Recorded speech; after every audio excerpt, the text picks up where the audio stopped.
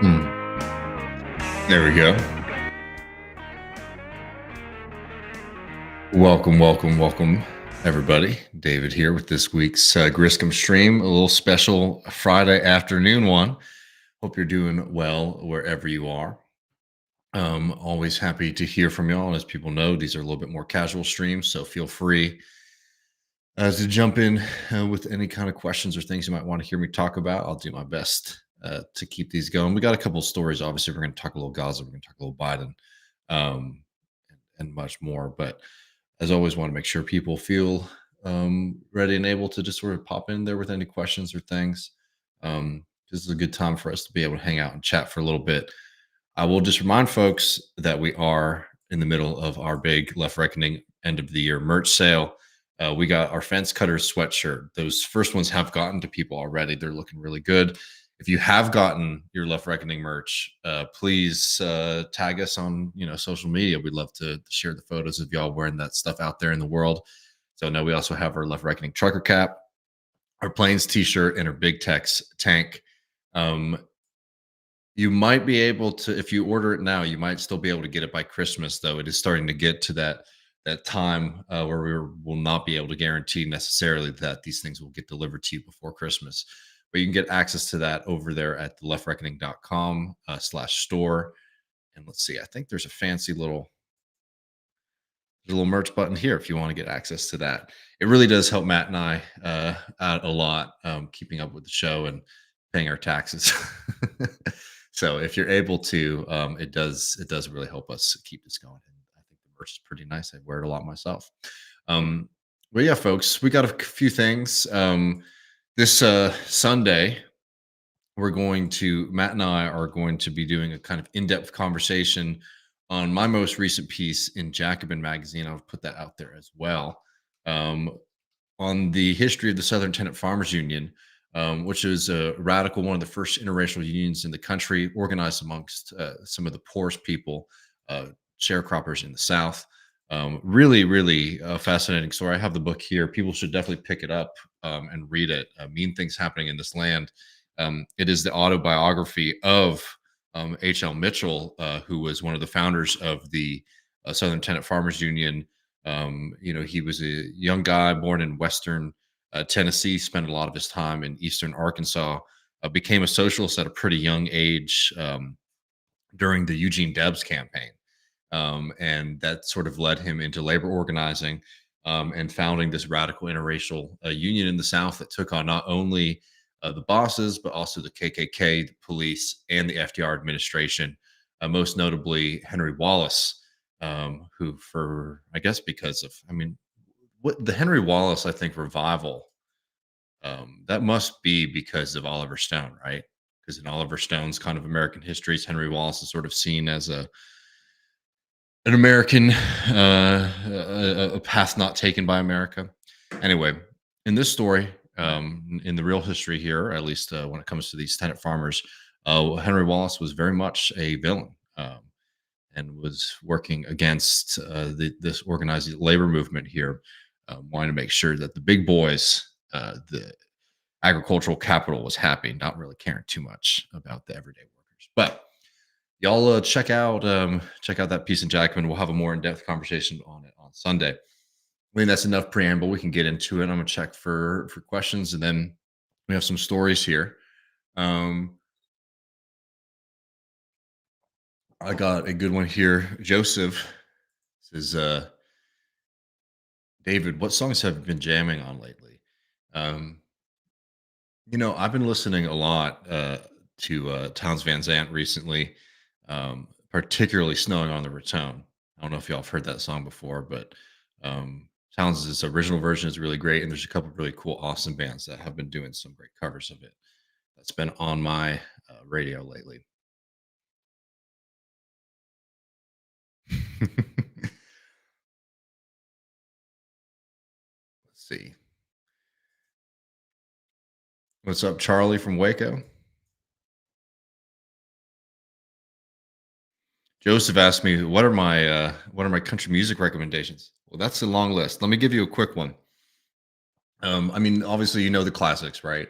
Waylon Jennings, Willie Nelson, Towns Van Zant. Chris Christopherson. Um, Now, to add to that, if you're like sort of know those guys, you know that kind of classic milieu. I would add in my favorite poet of all time, Guy Clark, who is a really great Texas songwriter. Another personal favorite of mine is Terry Allen. Terry Allen is not only an incredible singer, piano player, but also a phenomenal artist, like a sculptor. His stuff is really incredible, and if you buy his vinyl records, they always come with these really cool books. On the question of like modern folks, I'm a big fan, obviously, of the big names like Sturgill Simpson. I like Coulter Wall a lot. um I'm trying to think of those kind of bigger folks, like Jason Isbell. I do highly suggest listening to Croy and the Boys. Is one of my personal favorite bands I try to see around town a lot. Really good country music there too. But I'm always happy to spend a little bit of time on this if people have more questions, anything specific. Um, Long list, I guess, is the answer there.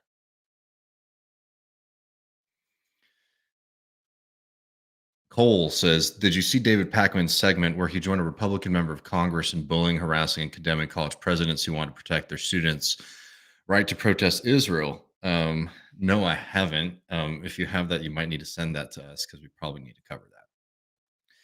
I mean, it's been, you know, we're all sort of living in it, so I don't want to like talk to y'all as if you're not seeing the same things that I'm seeing. Um, but it's been pretty striking to watch how absurd and dangerous certain voices. I mean, people like Pacman. We've already done a lot of in-depth stuff. We know what kind of character he is. I'm talking like about like major media figures and the United States government. The attacks on people, but particularly like young folks, right? College students. College students who are saying that like, hey, we don't think that it's okay for a nation state to bomb 3 million people into oblivion. We don't think that the eradication of the Palestinian people is something that we find to be acceptable in 2023. The way the way the rich and the powerful in this country are hounding, attacking, and lying about those people is quite frightening, and the kind of inappropriate, frankly, and ugly behavior of of a lot of these freaks. I'm sure we've seen the examples of the doxing and harassment of college students by grown adults. I mean, it's I have tremendous respect for any kind of university official who's saying that they're going to protect young people from the onslaught of attacks of a really deranged group of folks. Um, and I find it pretty disgusting for anyone who wants to lock arms with the people who are attacking young folks or Palestinians in general, right?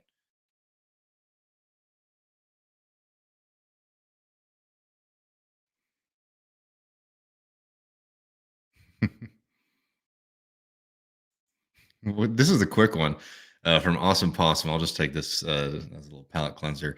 Is Texas Pete hot sauce representative to hot sauce from Texas? No, it's Texas Pete hot sauce is from North Carolina, so not really. But Texas Pete hot sauce is good though. I will say. I'm a crystal. I'm a crystal. I'm a Louisiana hot sauce and Mexican hot sauce supremacist, though I must say.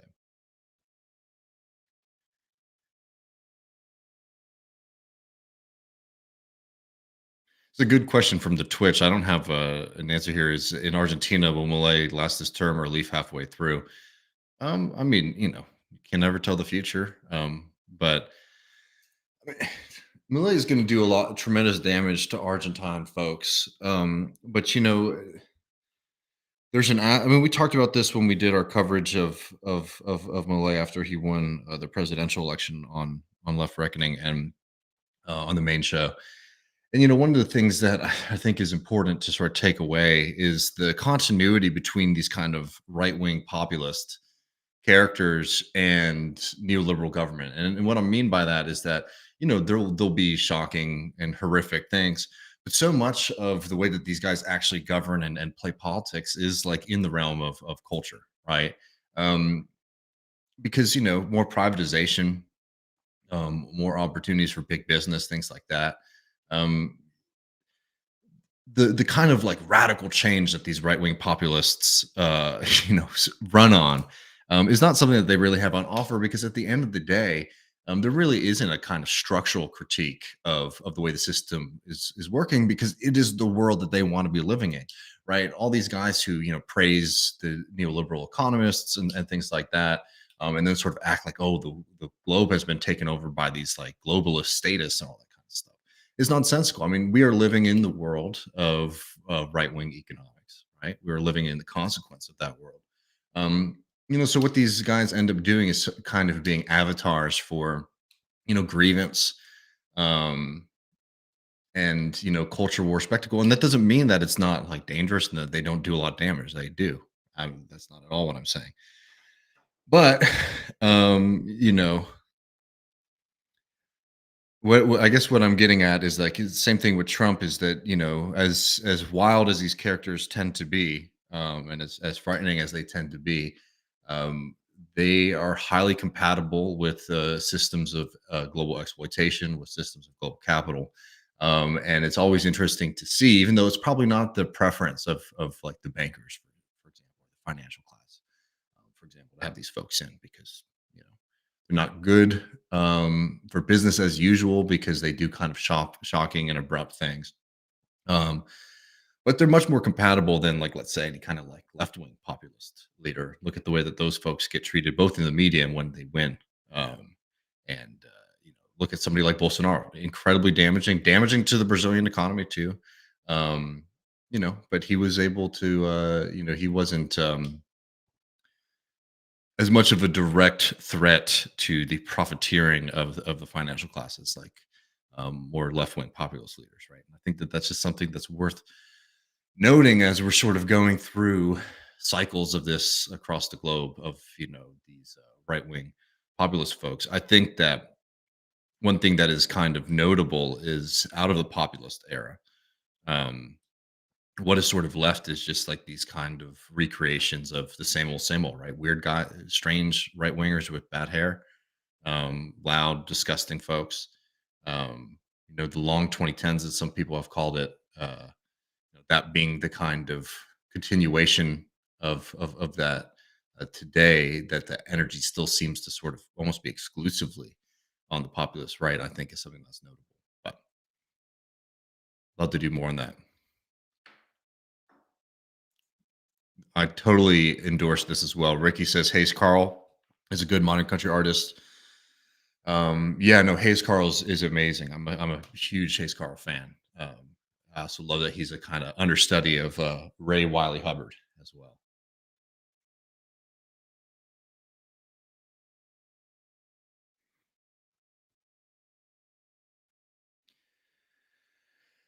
All right, let's see.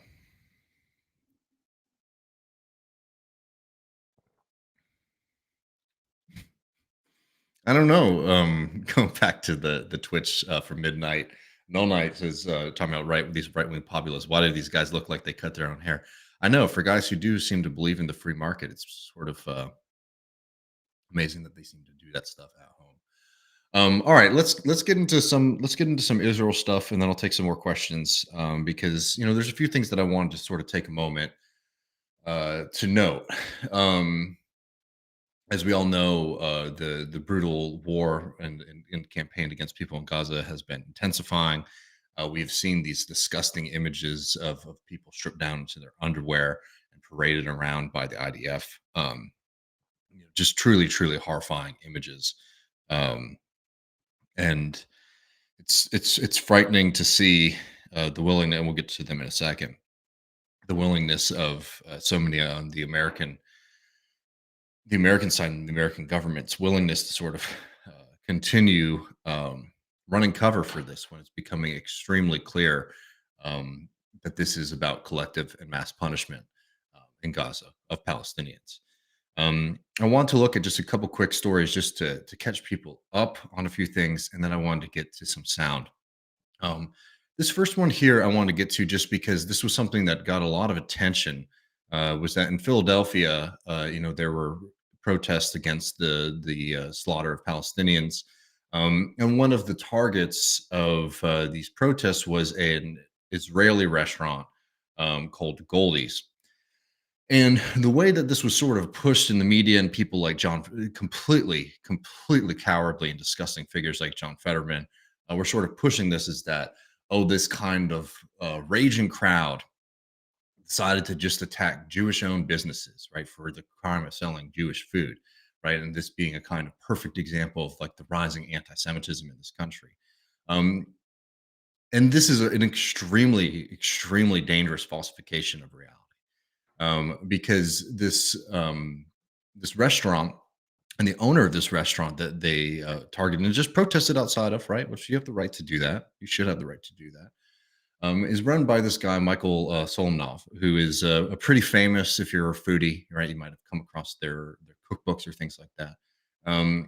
Who is a big promoter of Israeli food, and as I've talked a lot about on this program in the past is that you have to remember that the attacks on Palestinian humanity and history and agency is multifaceted, right? There's the actual physical attack on people, trying to kick them out of their lands, um, trying to push more and more Palestinians out of their homes, and also straight up denying their history. Over the summer, we did a kind of in-depth conversation about what's going on in the West Bank and the attempts by the Israeli judicial system to again not only make excuses for the brutality of the settlements, for the brutality of the Israeli government, but also to just outright deny the history of Palestinians, saying that oh yeah, these people didn't actually live in this land, right? Which is a true disgusting thing. And a part of this is a cultural attack on Palestinians, which is taking foods that are unique to Palestinian culture and history, and then repackaging them and presenting them as Israeli, right? So this place that they were protesting is run by this guy, um, Michael Solonov, and this is somebody who, at their facilities, at these restaurants, um, had fired workers. This is from The Guardian. The Guardian spoke to three Goldie workers who say they were fired due to their pro Palestinian advocacy, two who wore Palestinian flag pins in violation of a newly announced dress code that forbade non Goldie branded adornments, and another one who tweeted in support of Sunday's protest. Their discomfort at work began following a fundraiser in October, during which Solonov and his business partner Steve Cook announced they would donate all of the restaurant group's profits from one day, over $100,000, to the United Hatzalah, an Israeli medical nonprofit that has supplies the IDF with protective and medical gear during the current war against Hamas. So all of these motherfuckers out there who were just straight up lying, trying to say, oh, this is a kind of random attack, just a random attack and targeting of, a Jewish run restaurant in Philadelphia, are full of shit. This is exactly the kind of thing that you protest about. This is an organization that is taking the proceeds of their business activities and funneling those proceeds into the war on Gaza, right? Now, you can have a conversation about what tactically looks right or blah blah blah. I tend to agree that I think this is a very legitimate place to stand out front and protest. Um, but all these people like John Fetterman, right, the just disgusting cretin, who are basically saying, "Oh, look at this mad crowd who's just attacking this Jewish-run restaurant," are full of shit. This is a restaurant that has now fired people for pro-human advocacy, firing them for showing support for Palestinians and being against the mass slaughter of Palestinians, and an organization that is just directly donating money to the IDF. And 100% legitimate target of protest. And all of these motherfuckers who are out there are relying on the difficulty for people to ascertain like the full scope, and to sort of make it seem like, oh, this was a kind of random or hate-filled tactic or strategy, when in fact it was an extremely legitimate target of protest. If you do not think that the IDF should be bombing children, hospitals, and schools, and the millions of people who live in Gaza. This just goes into this constant cycle of lying and deceit that we see in American media, that we see from American politicians, which are trying to make the legitimate and the moral seem illegitimate and immoral. So very disgusting to have been watching that. Now, as people know, I'm not going to play this video. People have probably seen it. I'm just going to put up this Guardian piece as well because to just sort of highlight it. If people want to watch it, they can. I'm not going to put it up because it is too heartbreaking. Um, but we've seen footage shows IDF parading scores of Palestinian men around in underwear. This kind of humiliation, this kind of dehumanization is a war crime. It's anti-human. It's immoral, and it's common operating procedure for the IDF. Um, this is what Israel is. This is what you are defending if you are spending your time continuing to defend an apartheid state, continuing to defend this mass extermination project that Israel is engaged in. These images are horrifying. Again, as we know, more and more journalists are being killed, more and more Palestinians are being killed. And there's very little that we've been getting from the United States government on this. These images are truly, truly, disgusting and sickening. And I wanted to take a second to highlight the American government's response to the increase in barbarity and brutality in Gaza. Here is the White House spokesperson, John Kirby, talking about the IDF. And this is basically what we're getting from the American government right It is not the Israeli Defense Forces strategy to kill innocent people. It's happening. I admit that. Each one's a tragedy. But it's not like the Israelis are sitting around every morning and saying, hey, how many more civilians can we kill today? Let's go bomb a school or a hospital or a residential building and cause civilian casualties. They're not doing that. They're trying to go after Hamas. And it's a very difficult task. When Hamas, oh, by the way, in addition to deliberately slaughtering people, is deliberately hiding themselves in residential buildings, in hospitals, in tunnels, putting the innocent people of Gaza directly in the crossfire. Okay. So again, just gonna put this up for y'all. I try to not use too many of these shocking images, so I'm not going to zoom in or anything like that.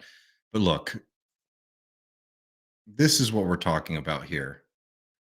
You know, the IDF is just sort of trying to do their best not to harm, harass people, and this is what they're engaged in on a daily basis. Right? This is what's coming out there. It is just a bull-faced lie to hear someone like John Kirby continue to push this nonsense here. The IDF is y- it is unbelievable to deny the fact that what Israel is engaged in right now is not trying to take down a legitimate military military targets in warfare. It is 100% the case that what Israel is engaged in right now is mass collective punishment, a mass program of death and slaughter of Palestinian people. And to continue to deny that in the way that the United States government is doing so is absolutely disgusting. And it's gotten to such the point where even Kirby here is now having to say, hey, we're going to walk back our initial lies that we were saying at the beginning of this operation that, oh, no, Israel's not, all the deaths, everything that we're seeing, these are 100% Hamas military targets that are being hit. No, at this point, they can't deny it. They just can't. But instead, they have to say, it's like, well, this is just the difficulty of warfare, right? Well, no, this is what happens when you bomb an enclosed space that holds 3 million people. That the mass casualties of civilians, of everyday folks, is going to skyrocket. And Israel has been shown by the United States government that the United States government will have their back, as the rest of the international community, for the most part, apart from a few of America's allies, um, has come out and said this has to stop. This absolutely has to stop. What we're watching right now is a slow march of death and destruction of millions of Palestinian people. It's unacceptable. And the United States government, through its power in the United Nations, through its influence, just international politics in general, is basically defending Israel. And what message does that say to Israel? Well, you can basically do whatever the fuck you want. I mean, here's the United States president, Joe Biden, effectively saying as much. Let me zoom in a little bit so y'all can read it. This is Biden yesterday saying, today I spoke with Prime Minister Netanyahu to express my concern for the remaining hostages and to note that it was Hamas's refusal to release women civilian hostages that broke down the humanitarian pause. We will continue to pursue every opportunity to free them. And I always love this when we have, the second one after that. I was clear about the importance of the continuous and sustained flow of humanitarian aid into Gaza and my concern regarding extremist violence committed against Palestinians in the West Bank. I emphasized the critical need to protect civilians as Israel defends itself from Hamas. That's a lie. You cannot say two things at once. One, that effectively the United States government supports the military operation that the IDF is engaged in, which everyone with eyes can see is a mass campaign of collective punishment and mass slaughter of Palestinians, right? A direct affront to any kind of principle of humanity, any kind of principle of international law, any kind of principle of just basic human fucking decency. You can't say that you support Israel's ability to do that, and then also say, also, yeah, you need to protect the civilians. You can't protect the civilians when you're bombing 3 million people. You can't protect the civilians when you're, operating this ground campaign that the IDF is engaged in. It's impossible. You either say the United States says ceasefire now. This operation has to stop, or you endorse this kind of two-faced lying that we're getting from the American administration right now is absolutely disgusting. And it's extremely clear the message that Israel's taking from it. Here's Netanyahu just recently talking about the potential of war crime investigations, which there absolutely should be, because what Israel is engaged in is a crime against humanity. And this is what Netanyahu's saying. Put that up against what Joe Biden just said, and look at the way that this guy's talking about the operation, and tell me what message he's getting in these private conversations with Joe Biden.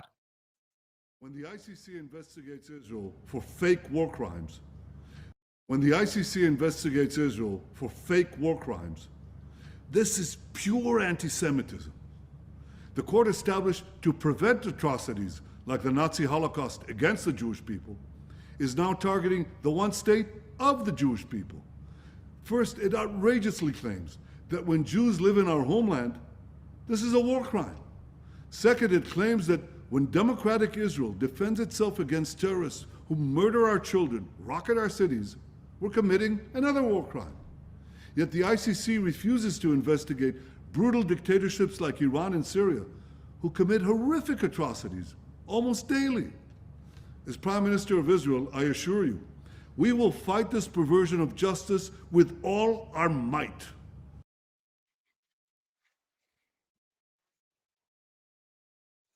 That's what happens when you're emboldened by the United States government. The Biden administration is basically saying to Netanyahu, "Yeah, we got to maybe put something in our second tweet about civilian casualties, but yeah, we got your back. We got your back 100%." When you see feckless and weak-minded people like John Fetterman, continuing to harass young people, hit their own constituents, and just embrace every fucking lie that comes out about this conflict. This is exactly what is being emboldened, one by certainly, yes, the right in Israel, but by the political consensus of the ruling class in the United States. It is not something that we're ever going to stop talking about this program, but at a certain point, it's just you do run up against the wall of like, how many times can you make this point? Because what Israel is engaged in, what the Biden administration is engaged in, what the United States Congress has been engaged in, isn't coming from any kind of place of like rational argument in the sense that like, oh, here's this point, oh, here's a counterpoint, or anything like that.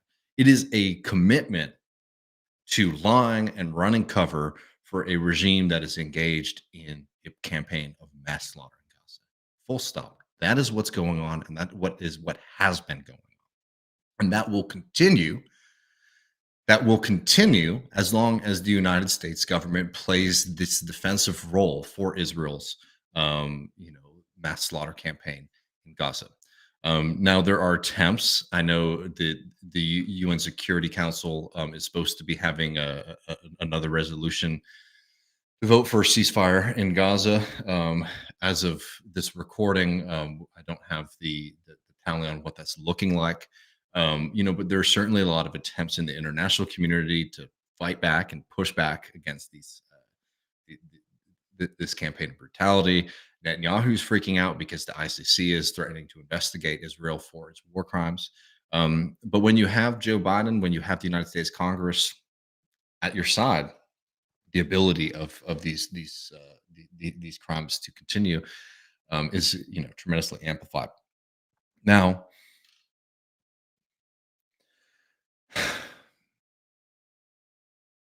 there has been significant pushes, as we talked about on Tuesday on the main show. The kind of public support for Palestinians' dignity and humanity is making a difference, but it just can't stop, right? The protests need to continue. The calling of representatives needs to continue until we can secure a permanent ceasefire. Um, and continuing to play this game of treating people like Joe Biden or Fetterman or the rest of these ghouls and villains out there as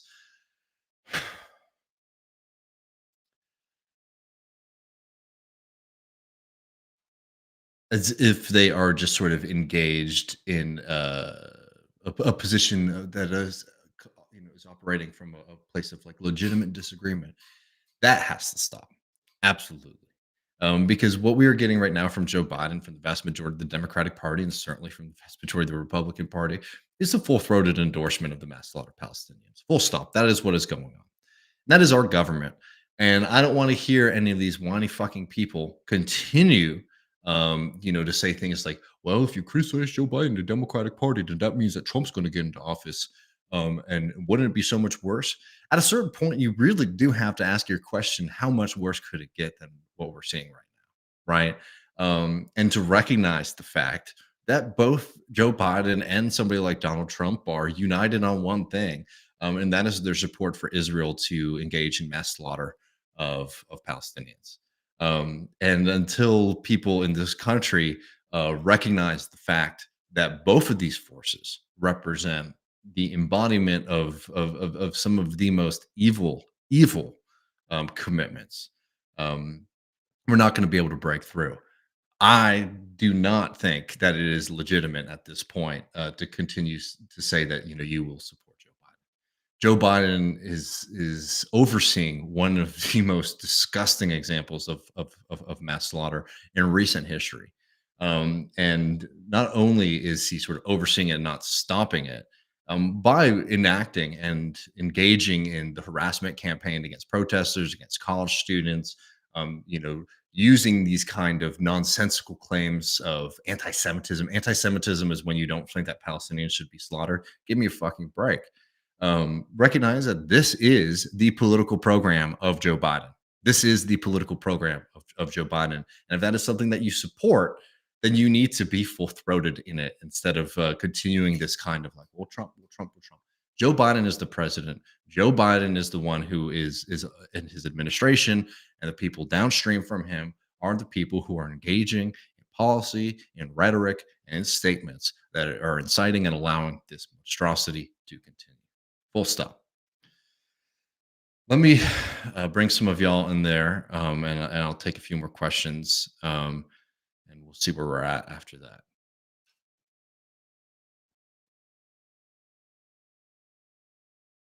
Talking about these images of people in their underwear being paraded about, and there's multiple ones of these. Sisyphean, excuse me, Taz says this was so disturbing, like scenes from Gitmo. 100%, 100%.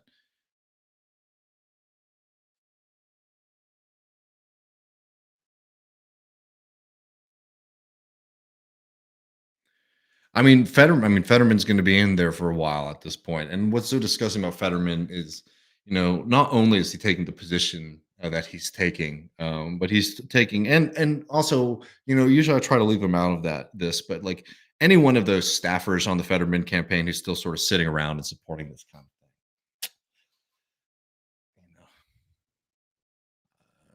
they're participating in the sins of their bosses at this point. And there has been a kind of disgusting childishness to Fetterman's public statements and tweets, and the way that he's treated, for example, veterans against war, veterans against mass slaughter of Palestinians. Truly disgusting stuff from Fetterman, and it just shows that he has very little care or consideration not only for, which is the first thing, for the humanity and dignity of Palestinian people, but frankly also for his constituents and the people of Pennsylvania. Extremely clear that he just doesn't give a shit. Would never trust that person again, and you should never trust that person again.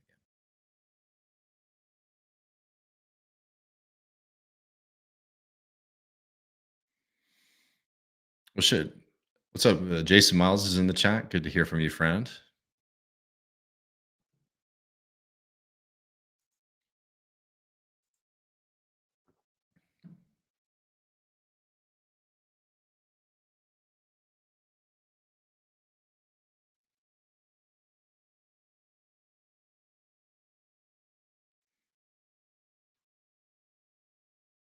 Let's see.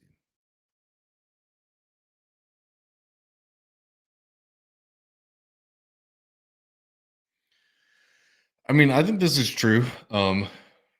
Midnight says, I watched an MSNBC segment yesterday that had a former Israeli official saying that Netanyahu won't last after this campaign of slaughter. I mean, I think Netanyahu's done.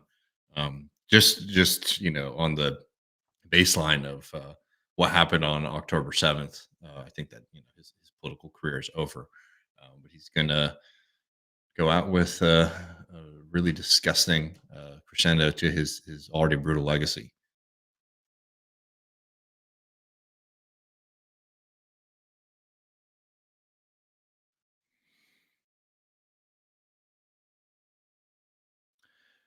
Going through chat stuff now.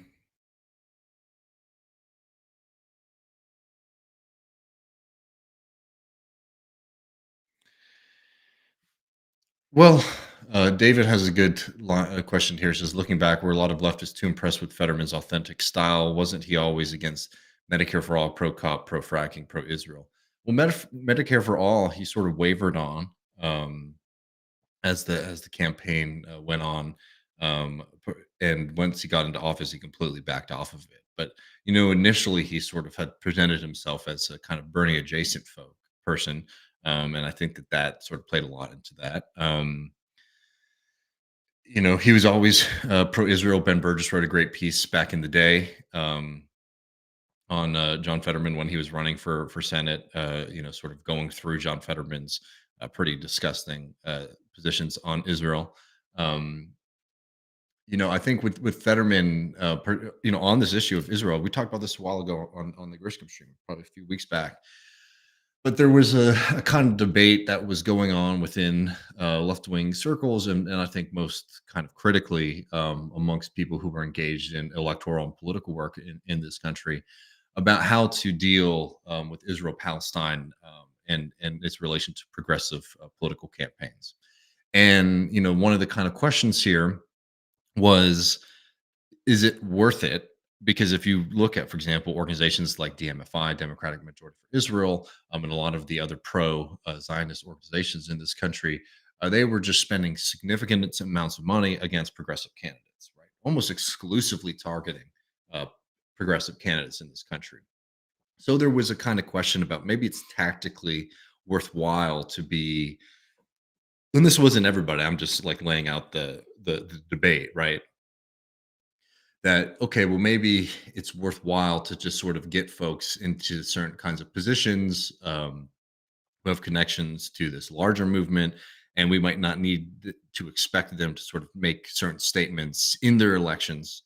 And by the way, just being very clear, this was not even like what DSA, or I'm talking about progressives more large than that organization. Um, to say, okay, well, maybe we don't need them to have like good statements on Israel Palestine, but sort of get people in positions of power because when push comes to shove, they will probably be, if not directly helpful, maybe a kind of mediating force, but against the kind of more rabid pro-Zionist parts of the Democratic Party. um and the reason and the thought process behind it is like, okay, why put, if you're already going up against capital, if you're already going up against the right, if you're already going to be going up against the insurance industry, all these other kind of industries that are going to pump money against you, why sort of put another target on your back if it can be avoided? I mean, I think that has just been the reason that you need to make sure that people have strong commitments on humanity and human rights, particularly in the case of Israel Palestine. I think that point's been proven. very much. And unfortunately, that that's a lesson that had to sort of be um, that's a lesson that unfortunately was learned in this circumstance, which is pretty devastating.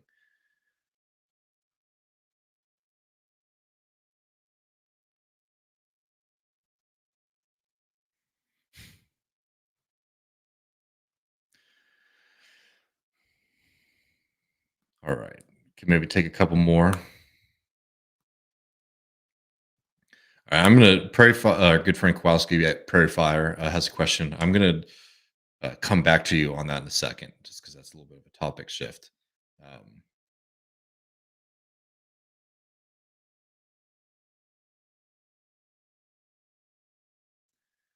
well, I don't think that saying that PB says, "How do we dig ourselves out of this fossil fuel mine if we abandon every rep that doesn't do exactly what we say all the time?" I don't think that that's what I'm arguing or other people are arguing. But I think that this is a pretty simple one.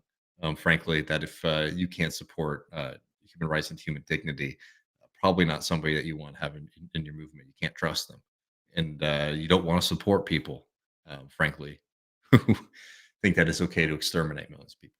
Yeah, sorry. If that's a purity test, I'll take it.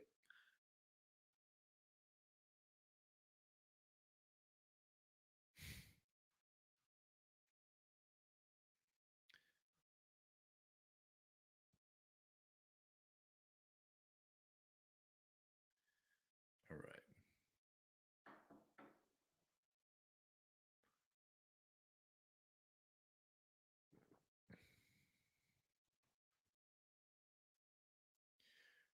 Let's see. I have Kowalski's thing. I just want to make sure I'm not missing any ones here on the Fetterman stuff. And just okay. I think we got some South America stuff we'll get to. All right, I'll answer this one really fast and then get up to Kowalski's question. Got any thoughts on the Biden is doing everything he can excuse?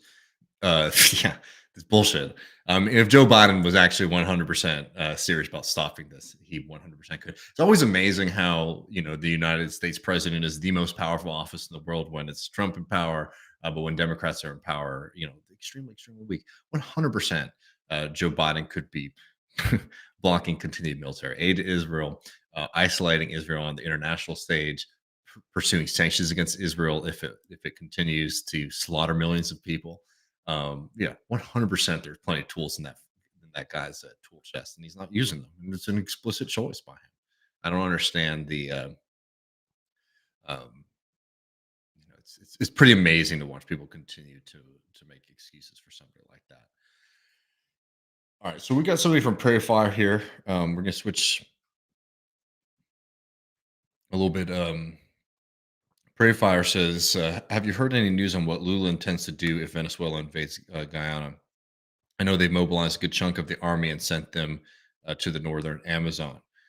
So for people who aren't familiar, um, Venezuela held a referendum saying that it wanted to asking the people of Venezuela if they were supportive of annexing a significant chunk of Guyana, a chunk of Guyana that has a lot of oil, and has since started mobilizing and sort of making overtures that there might be annexation attempt. I think just I want to get to Lula because I think that is sort of the key and critical position here.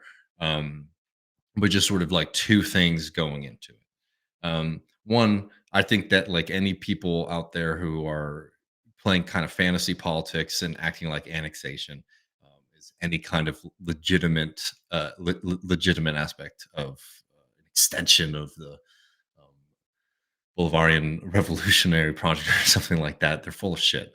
This is a pretty nasty power grab. I find it to be incredibly regrettable. As an American and as somebody watching this, I think that you can hold that and also, in the same way that we do with a lot of other conflicts, say that the most important thing is to prevent any kind of mass conflict. So that also means trying to discourage, for example, American military presence or operation in the region.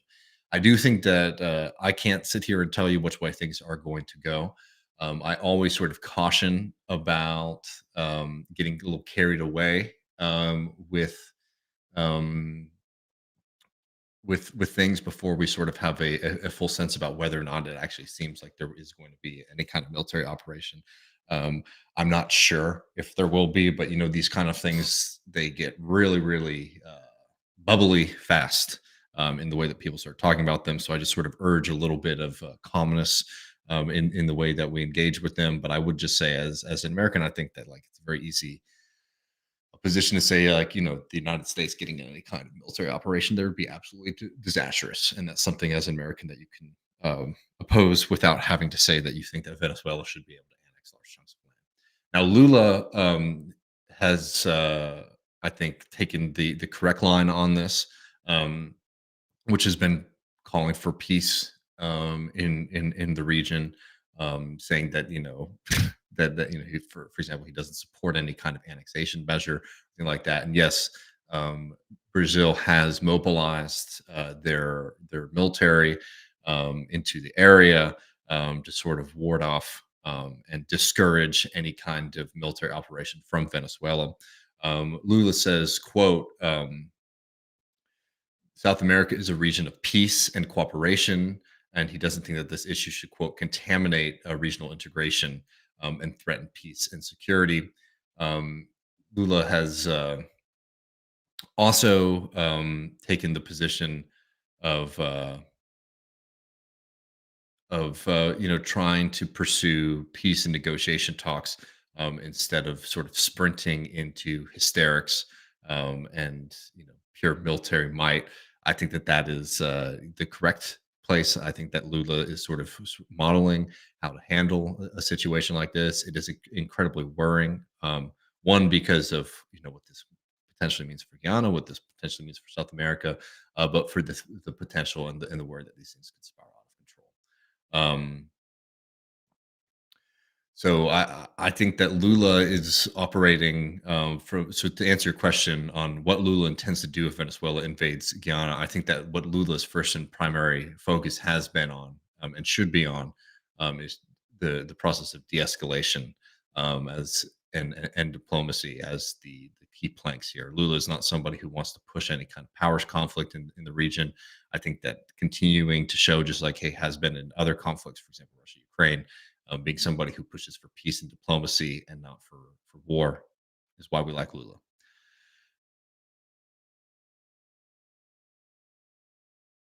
All right, I think I can maybe take one or two more.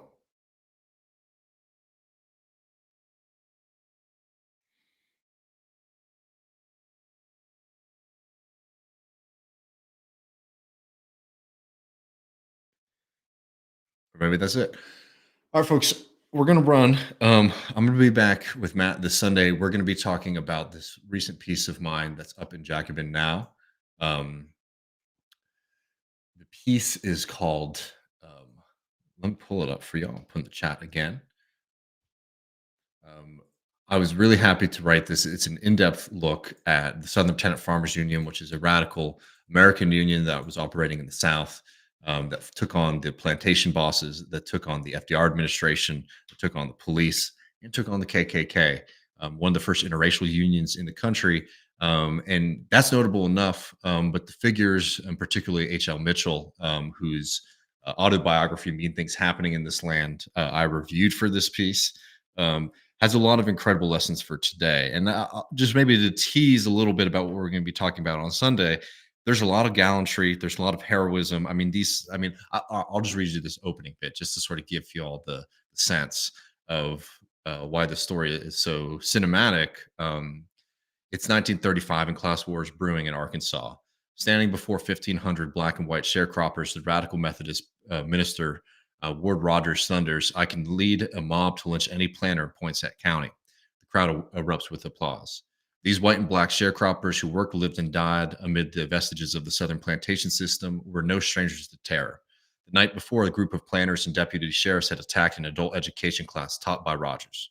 The landowners class, the banks, the police, and an offshoot of the KKK, called the Night Riders, had been engaged in brutal crackdown on the workers of the Southern Tenant Farmers Union. Not to be outdone, the youthful and slender Harry Leland Mitchell rose to the stage. H.L. Mitchell was a union organizer and co-founder of the STFU, one of the first interracial and most influential unions in the South. In the middle of the town square, Mitchell defended the Methodist minister, saying, "Ward Rogers is staying at my house. If any bunch of sons of bitches with their heads in pillowcases come to my house, they're going to get the hell shot out of them." And that's just one, image from the story. These guys were tough as hell. They took on incredibly dangerous and deadly folk. Um, and they were able to organize some of the poorest workers in the country into a very powerful union that was able to fundamentally change labor in the South. It's a very important history. It's one that people are not as familiar with as they should be. But one of the kind of big lessons that I take from this history and from this story is a kind of challenge for us today, which is that people joined the Southern Tenant Farmers Union because, yes, they believed that it would help improve their life, right? They believed that, and they believed in the ideas of interracial solidarity, of worker power, of the slogans, and all this kind of other stuff. But people ended up joining and being committed in these long fights with this union against the entrenched power of Southern agricultural capital, with the federal government, with the police, because the Southern Tenant Farmers Union was a place that could deliver. It could deliver in the sense of setting you up with education. It was a place that could deliver in fighting for better and higher wages for you. It was a community that looked out for its membership. If you were somebody who got arrested, this is one of the most critical parts of the early history of the STFU, was when one of their black members got arrested. And the STFU, yeah, they were in an interracial union, all that kind of stuff. But people talk big a lot, right? Were a bunch of white tenant farmers going to come and get this person out of prison? They did. And once that happened, the membership in the STFU exploded. And it's just one of those kind of lessons that I always try to remind us about in our politics and in our movements, is that the principles are really important, right? The rhetoric is really important. Look, I do a talking show. Like I think the way that we argue about things, I think the way that we think about things is certainly an important aspect of building a strong political movement. But the other thing that is really, really crucial is capacity. And we have to be thinking about how can we, with the resources that we have right now, do things that improve working people's lives, that help them in their day-to-day struggle, in their day-to-day existence, that participating in politics in the way that we have to, right, which means being engaged, which means showing up to meetings, that means doing certain kind of things, is actually a worthwhile expenditure of their time and effort. And the STFU is such a great story because, one, they did that, and two, because it really highlighted a um the what um Jesus Christ. I want to just get this quote right. Um we have it right here. What Michael Harrington called the grandeur of everyday people. And these folks were exceptional. The people in this union and a lot of these stories are truly amazing. But what's really amazing about this story is that these were normal folk, right? These were everyday people who were put into difficult situations and were able to sort of create and become, these kind of heroic characters that we can read about today. And there's a lot of promise and encouragement I think we should take out of that. And respect and honor these people, but also recognize that this is a part of like the latent promise in everyday people in general. So anyway, I'm going to be talking a little bit more in depth about that for the bonus episode for Left Reckoning patrons, patreon.com/leftreckoning to get access to it on Sunday. We'll be back next Tuesday with the main show. Hope y'all have a good weekend. Appreciate talking to all of y'all. It was nice to do this on a Friday for a change. And I will see you soon.